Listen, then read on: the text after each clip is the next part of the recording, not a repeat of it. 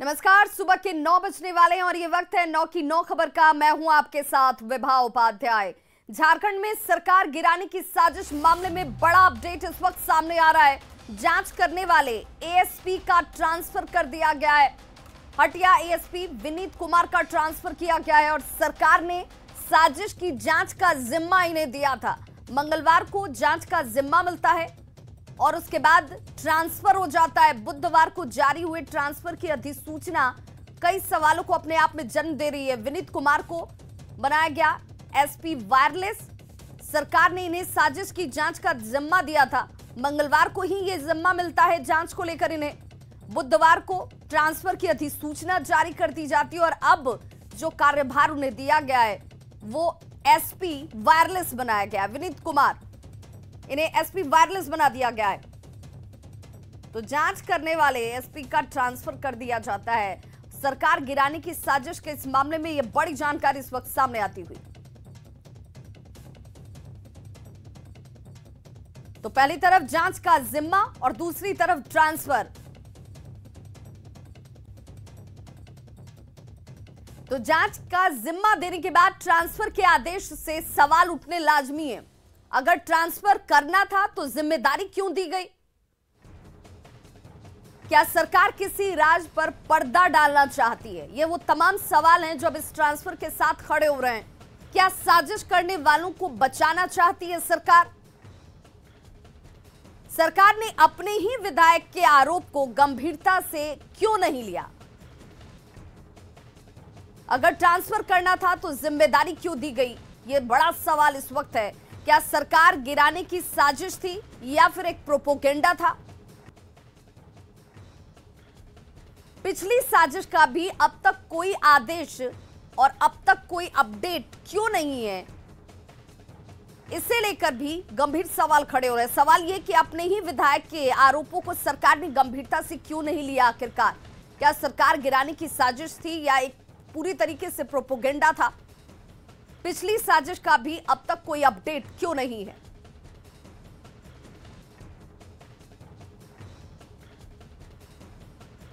और अब बात उस बदले की जिसका इंतजार पूरे देश को था। जवानों की शहादत और गैर कश्मीरियों पर हुए हमले का सेना ने मुंह तोड़ जवाब दिया है।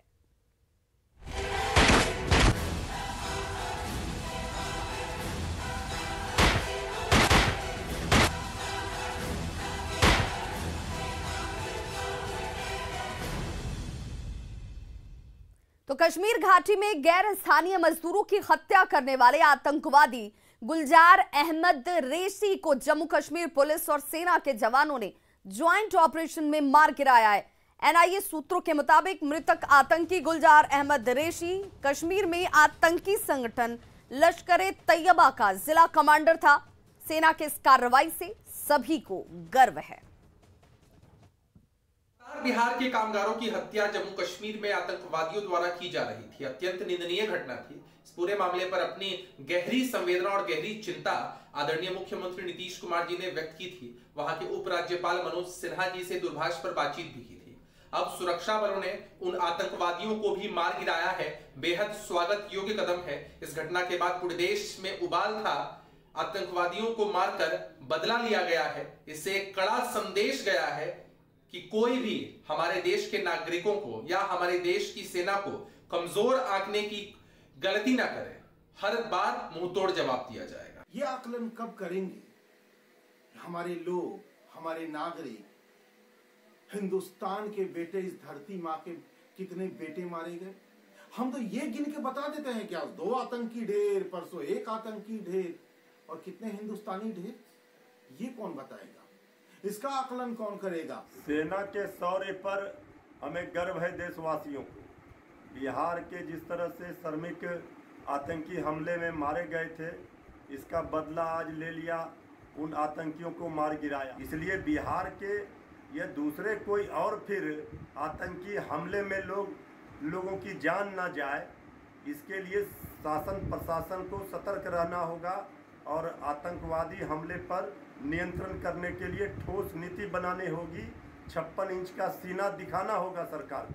तो पिछले 15 दिन में जम्मू कश्मीर में आतंकियों के खिलाफ 10 मुठभेड़ सामने आए हैं। एनकाउंटर्स में अब तक 15 आतंकियों को ढेर कर दिया गया है। 5 अक्टूबर से लेकर 17 अक्टूबर तक बिहार के रहने वाले 4 लोगों की कश्मीर में हत्या की गई। हाल की घटनाओं से आतंकियों का नया ट्रेंड सामने आया है। आतंकवाद के नए चैप्टर का नाम है टारगेट किलिंग। जम्मू कश्मीर में निर्दोष नागरिकों की हत्याओं के मामले की जांच अब एनआईए कर रही है और कार्रवाई लगातार तेज होती हुई और अब एक बार फिर से इन आतंकियों पर नकेल कसने को लेकर एनआईए की दबिश भी शुरू हो चुकी है। और अब बात बिहार विधानसभा भवन के शताब्दी समारोह की।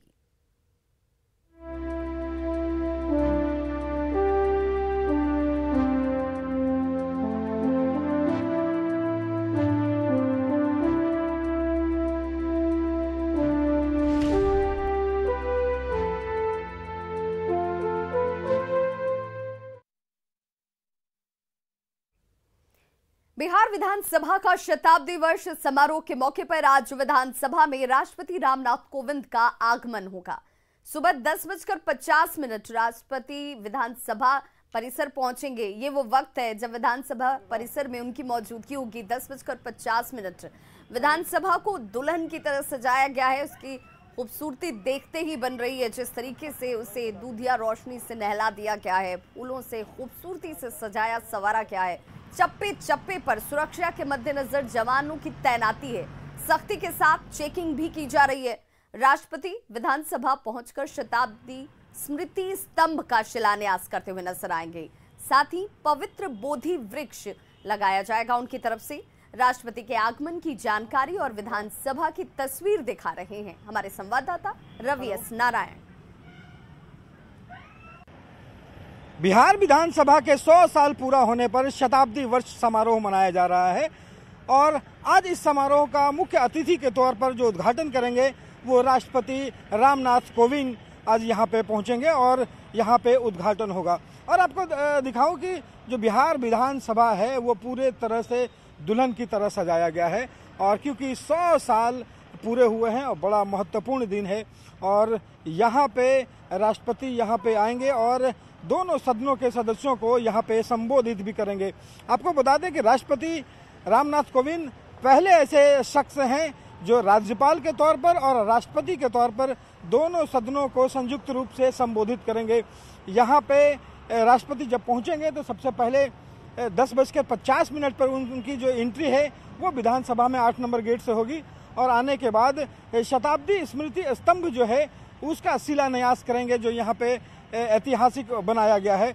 उसके बाद पवित्र बोधि वृक्ष जो है उसका एक पौधा जो है वो राष्ट्रपति के द्वारा लगाया जाएगा और उसके बाद यहाँ पे संबोधन जो है विधानसभा अध्यक्ष का स्वागत भाषण होगा। उसके बाद मुख्यमंत्री जो हैं वो 11:28 पर अपना संबोधित करेंगे।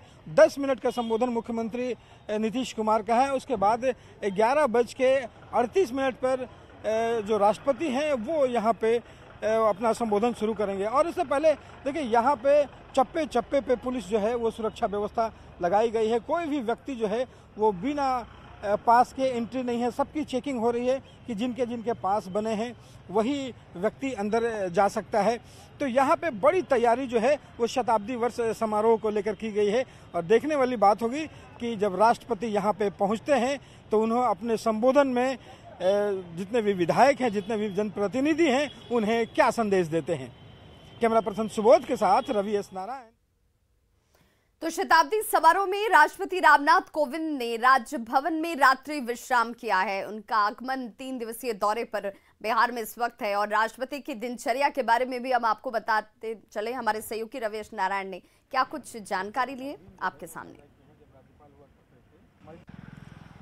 बिहार विधानसभा के शताब्दी समारोह में शामिल होने के लिए पहुंचे राष्ट्रपति रामनाथ कोविंद जी आज की रात जो है वो राजभवन में रुके और उन्होंने रात्रि विश्राम जो है उस राजभवन में किया।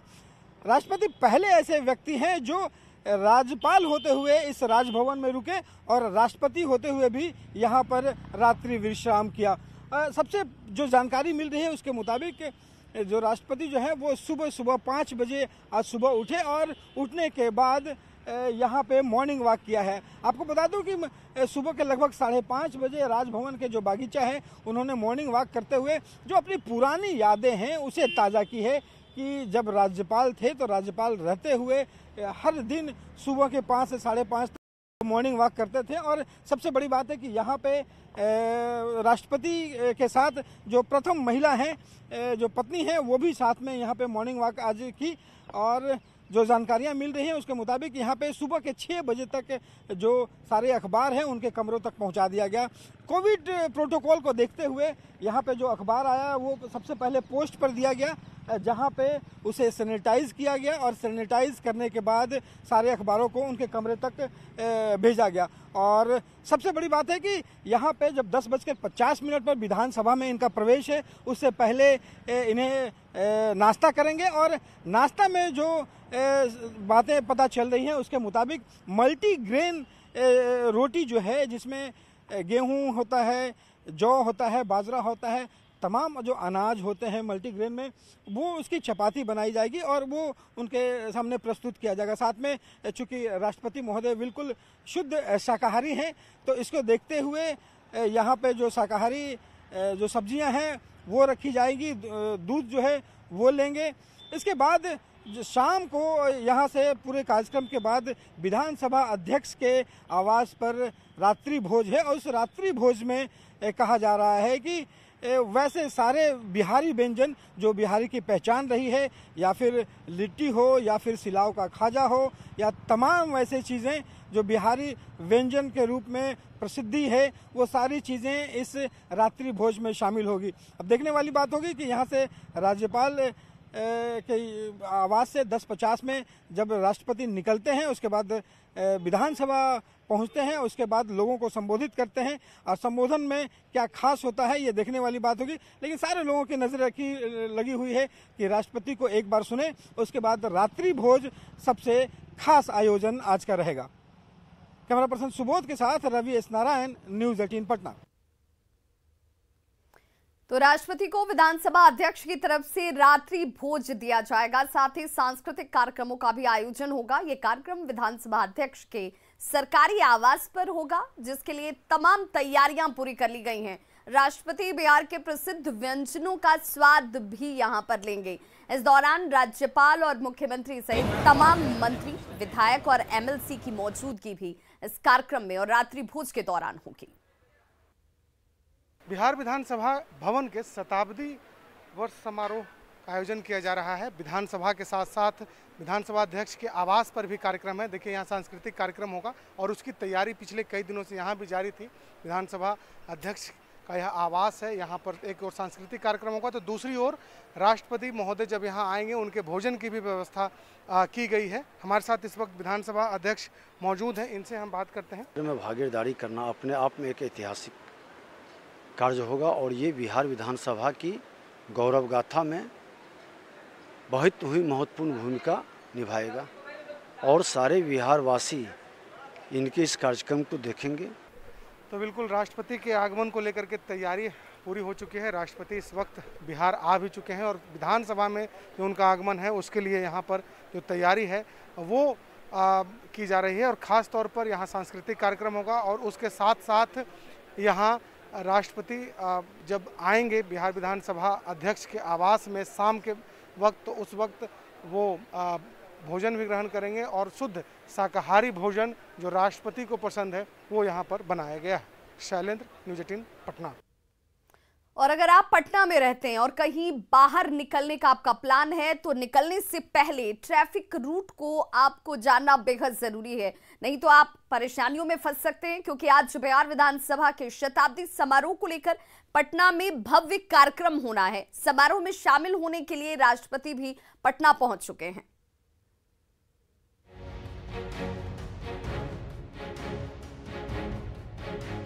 सज धज कर तैयार है बिहार विधानसभा का भवन। रंग बिरंगी रोशनी से नहा रहा है बिहार विधानसभा का ये भवन। दीपावली से पहले ही दीपावली सा दृश्य दिख रहा है क्योंकि मौका ऐतिहासिक है। स्वर्णिम इतिहास को समेटे बिहार विधानसभा का भवन 100 सालों का हो चुका है। गुरुवार को भवन का शताब्दी समारोह है। समारोह में शामिल होने के लिए राष्ट्रपति रामनाथ कोविंद भी बिहार पहुंच चुके हैं। एयरपोर्ट पर बिहार के राज्यपाल फागू चौहान, सीएम नीतीश कुमार, विधान परिषद के सभापति स्पीकर विजय सिन्हा समेत कई मंत्रियों ने राष्ट्रपति का स्वागत किया। शताब्दी समारोह के मौके पर भव्य कार्यक्रम होना है, जिसमें राष्ट्रपति भी शामिल होंगे। यही जगह है जहां पर विधानसभा परिसर में जब वो कार्यक्रम में शामिल होंगे तो इसी कुर्सी पर रहेंगे जहां पर अशोक स्तंभ लगा हुआ है। इसके बगल में राज्यपाल होंगे, मुख्यमंत्री होंगे, विधानसभा अध्यक्ष होंगे और तमाम जो अन्य जो गणमान्य लोग हैं वो भी यहां पर मौजूद होंगे। राष्ट्रपति के दौरे को लेकर पटना में यातायात व्यवस्था में बदलाव किया गया है। सुरक्षा और आम लोगों की व्यवस्था को देखते हुए कई इलाकों में ट्रैफिक रूट्स बदले गए हैं। पटना के आर ब्लॉक के ऊपर से हार्डिंग रोड की ओर जो वाहन जाते हैं उन्हें नहीं जाने दिया जाएगा। एक बार फिर से मैं आपको बता दूं कि पटना के आर ब्लॉक के ऊपर से हार्डिंग रोड की ओर वाहन जो जाता है उसे नहीं जाने दिया जाएगा। इन रूटों से जाने वाले सभी वाहनों को वीरचंद पटेल पथ से होते हुए इनकम टैक्स गोलंबर से बेली रोड से होते हुए पश्चिम की ओर जाने की दिशा के निर्देश दिए गए हैं। यानी कि अगर आपको इस रूट से जाना है तो आपके लिए जानकारी महत्वपूर्ण हो सकती है कि पटना के आर ब्लॉक के ऊपर से हार्डिंग रोड की ओर जो वाहन है वो नहीं जाने दिया जाएगा और इन रूटों से जाने वाले सभी वाहनों को वीरचंद पटेल पथ से होते हुए इनकम टैक्स गोलंबर से बेली रोड से होते हुए पश्चिम की ओर जाने के दिशा निर्देश दिए गए हैं। यानी कि आर ब्लॉक से नीचे हार्डिंग रोड में वाहनों को जाने की अनुमति पर पूरी तरीके से भी रोक लगा दी गई है। राष्ट्रपति बनने के बाद रामनाथ कोविंद का ये दूसरा बिहार दौरा है। राष्ट्रपति इससे पहले नवंबर 2017 में पटना पहुंचे थे। वो तब यहां कृषि रोड मैप के उद्घाटन के लिए पहुंचे थे। अब 4 साल बाद एक बार फिर बिहार दौरे पर पटना पहुंचे हैं। पटना से न्यूज 18 के लिए शैलेंद्र के साथ आनंद अमृतराज की रिपोर्ट। तो 7 फरवरी 1921 को जब विधानसभा के मौजूदा भवन का उद्घाटन तत्कालीन राज्यपाल लॉर्ड सत्येंद्र प्रसन्न सिन्हा ने किया था, तब इसे बिहार उड़ीसा विधान परिषद के नाम से जाना जाता था।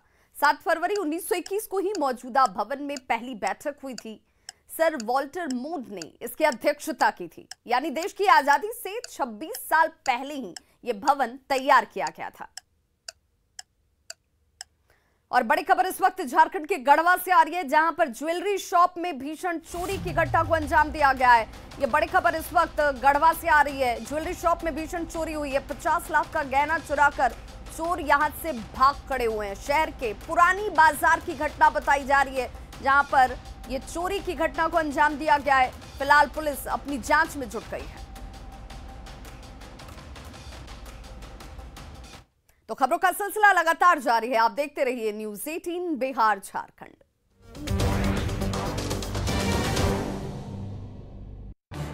इस न्यूज हेडलाइंस के प्रायोजक पेट सफा आयुर्वेदिक